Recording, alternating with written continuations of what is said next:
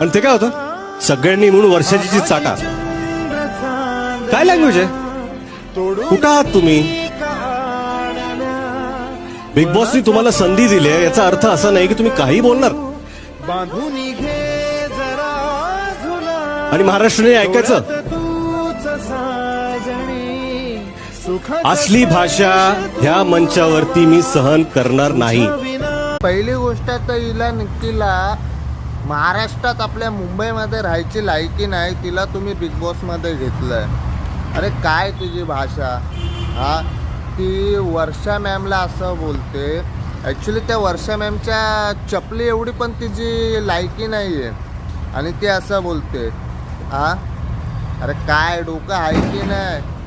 हा काढून टाका तिला. लायकी नाही तिची खेळायची. आणि अशा छपरी लोकांना आहे ना इथं ठेवू नका.